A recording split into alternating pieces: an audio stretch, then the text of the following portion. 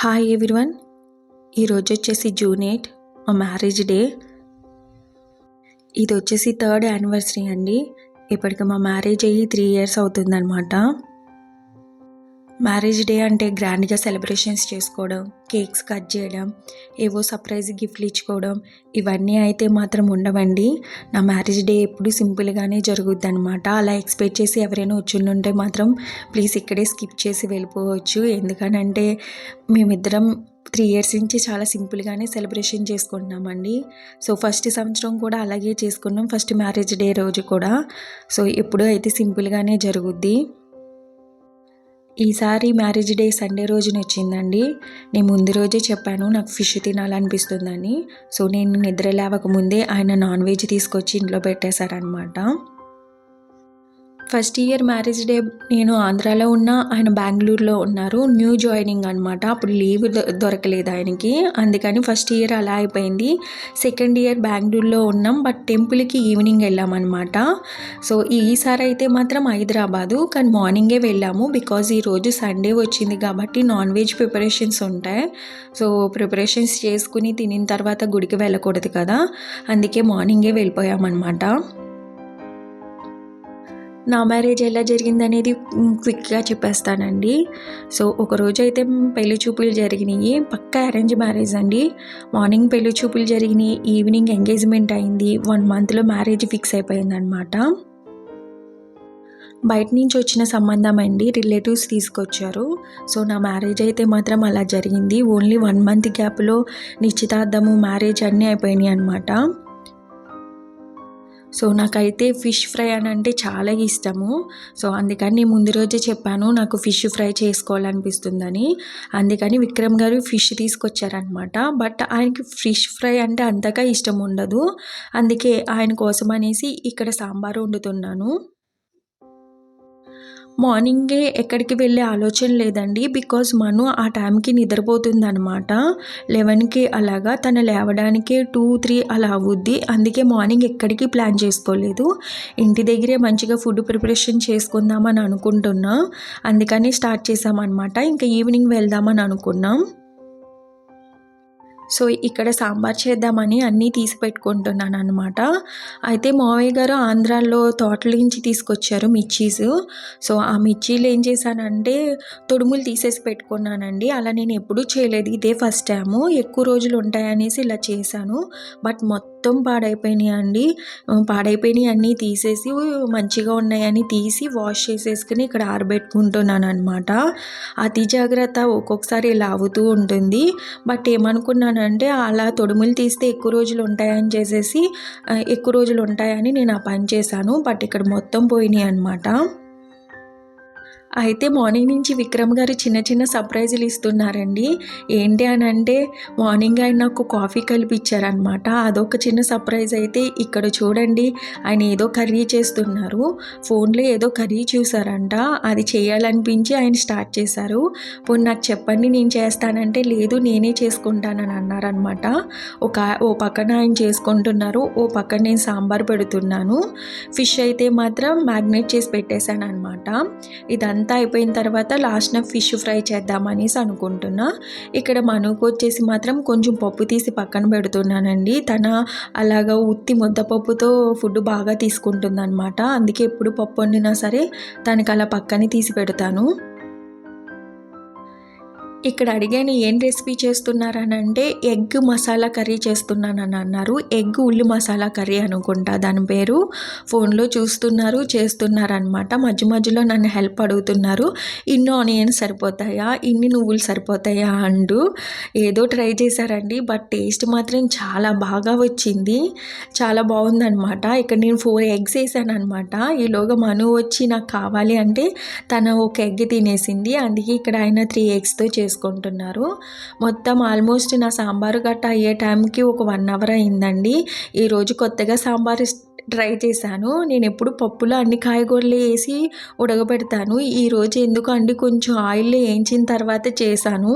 But sambar taste అయితే అంత మంచిగా వచ్చినట్టు అనిపించలేదు నాకు, ఏదో మిస్ అయింది అనిపించింది.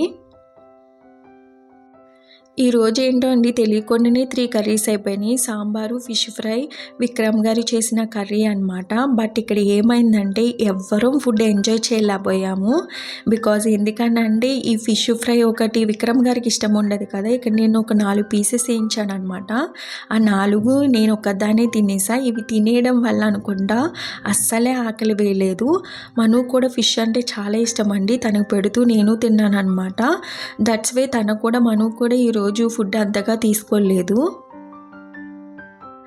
దట్టు ఫుడ్ కుక్ చేసిన తర్వాత ఎందుకో తినాలనిపించదండి. ఈవినింగ్ మాత్రమే ఎంజాయ్ చేయాలనిపిస్తుంది తప్ప కుక్ చేసిన వెంటనే నాకు తినాలనిపించదు.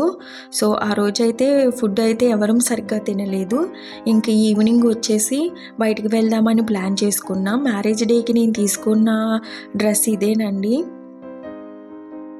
ఎప్పుడు మ్యారేజ్ యానివర్సరీకి సారీ ప్లాన్ చేసుకుంటాను. ఈ సారీ ఎందుకో కుదరలేదండి. ఆంధ్రాకి వెళ్ళి రావడం వల్ల టైం లేదనమాట. అందుకని ఇలా డ్రెస్ తీసుకున్నాను. అది కూడా ఎప్పుడు తీసుకున్నానంటే సండే మ్యారేజ్ డే అయితే సాటర్డే ఈవినింగ్ వెళ్ళి డ్రెస్ తీసుకున్నాను. ఈ స్లిప్పర్స్ వచ్చేసి మా బ్రదర్ గిఫ్ట్ కింద ఇచ్చాడనమాట. లాస్ట్ టైం చార్మినార్ వెళ్ళాడు తన. సో తన నా కోసమని తీసుకొచ్చాడు. అందుకే నేను ఈరోజు ఇప్పుడు వేసుకుంటున్నాను అనమాట. అదర్వైజ్ నాకు ఈ డ్రెస్కి మ్యాచింగ్ అయ్యే స్లిప్పర్స్ ఉన్నాయండి. అవే న్యూ స్లిప్పర్స్ కూడాను.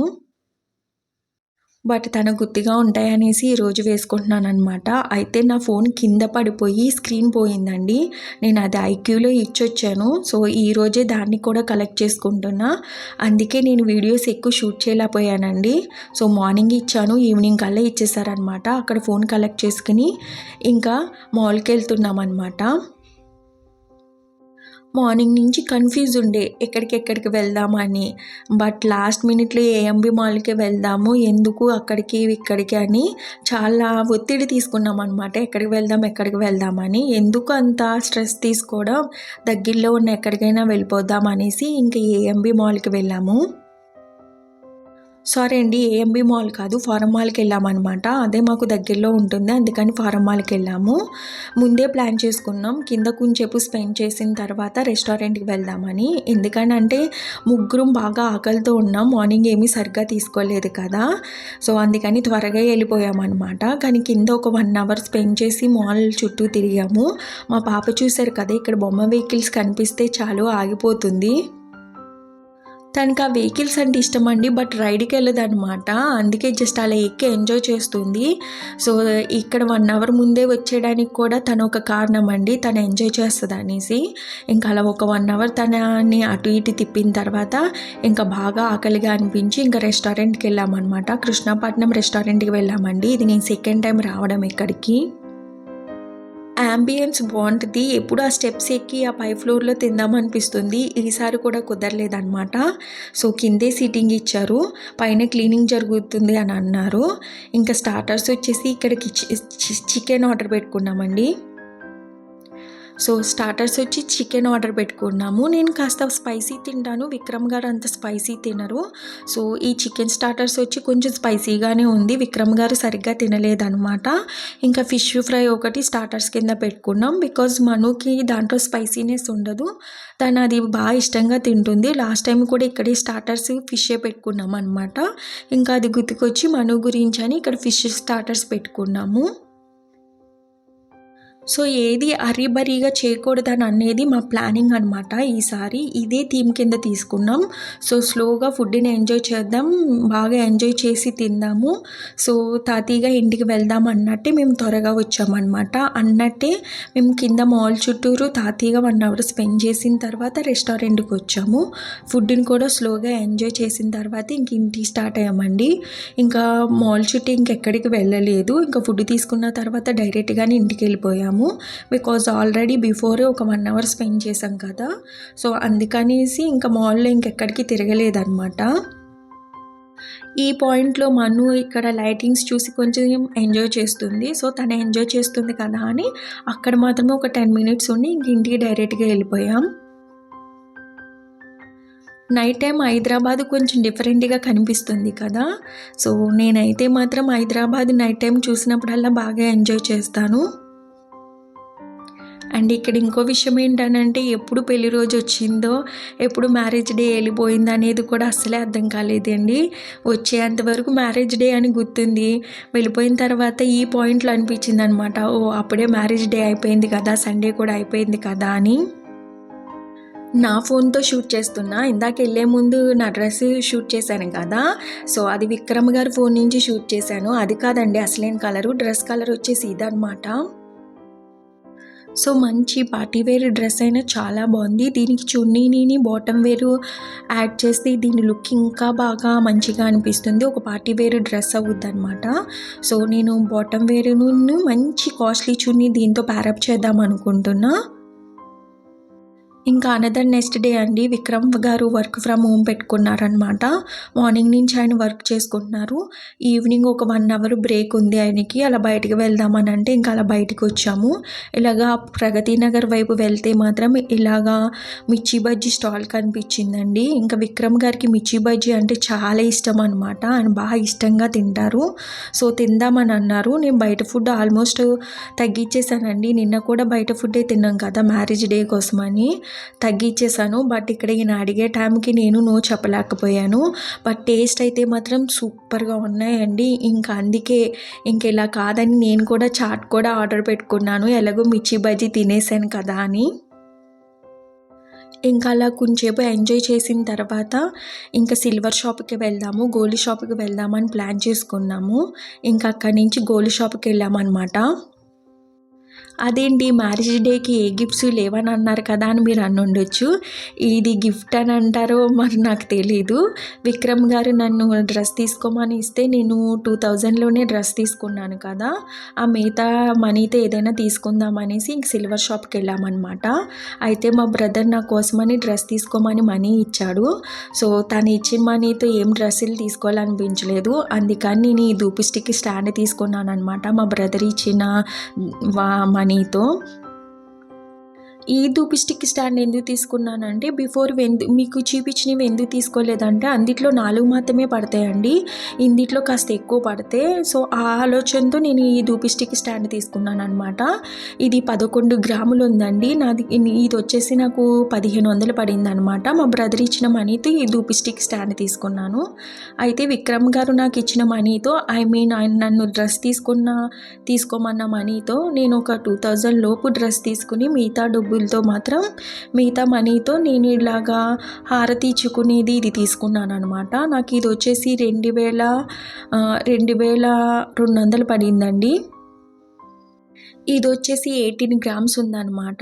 సో ఇదైతే గిఫ్ట్ కింద వస్తుందని నేను అనుకోవడంలా, ఆయన నాకు ఇచ్చిన మనీతో సేవ్ చేసుకుని నేను తీసుకున్నాను. ప్లస్ గిఫ్ట్ కింద కూడా ఆయన ఇచ్చిన మనీయే కదండి, సో గిఫ్ట్ కింద కూడా అనమాట. సో ఈసారి అయితే మాత్రం ఇవి తీసుకున్నాను. దేవుడికి సంబంధించిన ఆర్టికల్స్ ఏవైనా సరే ఏదైనా ఒక స్పెషల్ అకేషన్లో తీసుకుంటున్నానండి, అలా గుర్తుండిపోతాయని.